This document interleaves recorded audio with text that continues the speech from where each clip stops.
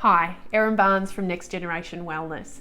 It has been uncanny this week as to how this excuse or reason of lack of time is sitting on everyone's list, no matter what they're coming to me around. So whether it's pain and inflammation, whether it is parenting issues, whether it is issues with stress at work, it doesn't matter. This excuse or this reason of lack of time is coming up. And so what we have to do is really look at this and understand that time is just a measurement, that it's not the reason for these problems or this horrible experience of life. It is just a measurement. And so we need to take it out of the vocabulary and get underneath it again and work out actually what is the problem here and what are we doing from a behavioural point of view that we actually are in control of in order to shift that experience of life. The truth is, for the ambitious and driven type of person, it doesn't matter if you magically find this little pocket of space. I guarantee you'll fill it with something. It's the way that we're wired. So don't wait for time to just arrive to you, because it won't ever come on your doorstep. So let's look at what time actually means for you. Does a lack of time actually occur because you have really unrealistic expectations of what you need to get done in a day, in a month, in a year?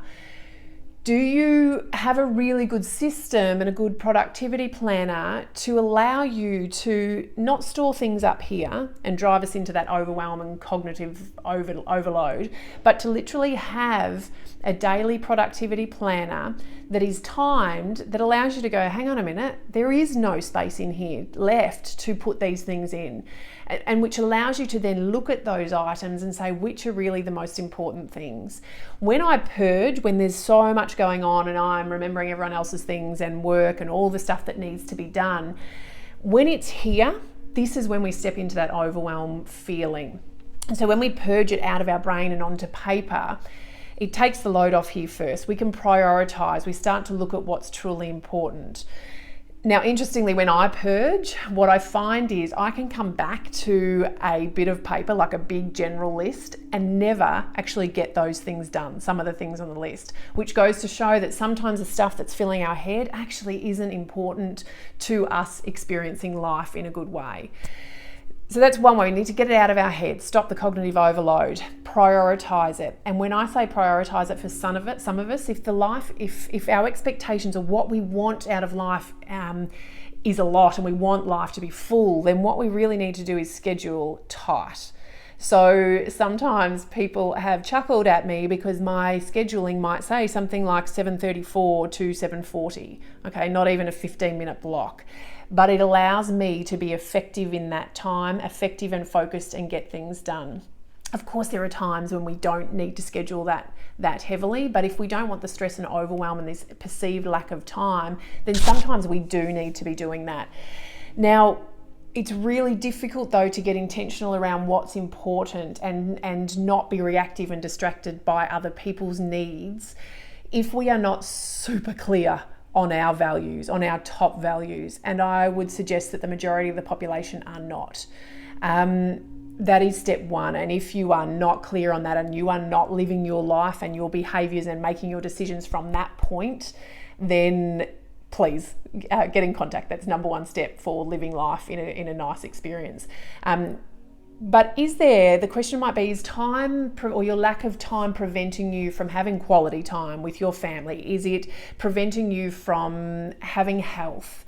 Is it preventing you from eating well? Is it preventing you from actually being able to rest and take a breath? And what I would suggest is for some of those things, maybe our attention isn't focused in the right spot. So for me, I could say, I'm busy during the day and I'm not spending enough time with my children. What does that actually look like? How much time am I wanting to spend with my children? Am I comparing to somebody else out there that perhaps it is their day-to-day task to raise their small children? For me, quality time and ticking that box is making sure that when I pick them up from school, they have my eye contact, they have my attention in the car on the way home. They have that 15 minutes before they go to bed to have my 100% attention. They have time in the morning when we're eating breakfast without technology to have 100% of my attention. So it is choosing the pockets of space where I am there rather than being with them but emotionally disconnected. And so it depends for me if I get to the end of the day and think, oh, I didn't spend all day with it, and I'm comparing to someone else I didn't spend all day with my children, and I'm in comparison mode looking at other people that did. There's never going to be enough time for me to do that. But if I look and I know it's enough for me to tick that box to spend those bits of time with them, and when I put my attention into that space and finish that time, I tick that box. Okay, so I'm not focusing on what I'm not doing, I'm focusing on what I am doing, and the experience of life is very different when we're aware of where our attention is flowing. Are we people pleasing? Are we not able to say no gracefully? Are we playing the martyr? We've really got to pay attention to where we are controlling life, because it steals the joy. And ultimately we come back to this space of my behavior matters, and after that I have no control. And so when we're in that space and we are clear on our values and we set our intentions very clearly each day, we can get to the end of the day being very, very generous towards ourselves, and satisfied with what we've achieved. But if we are distracted and reactive all day and not intentional and not clear about what we actually want in our lives, then it is very hard to be kind to ourselves. It is very hard to feel that sense of achievement at the end of the day, because you never, ever, ever will get through the list that needs to be, or that you've created if you're an ambitious type. So never try and get through a list. Just get very clear on what the most important areas of your life are, and find and actually schedule in the transitions to allow you to experience that.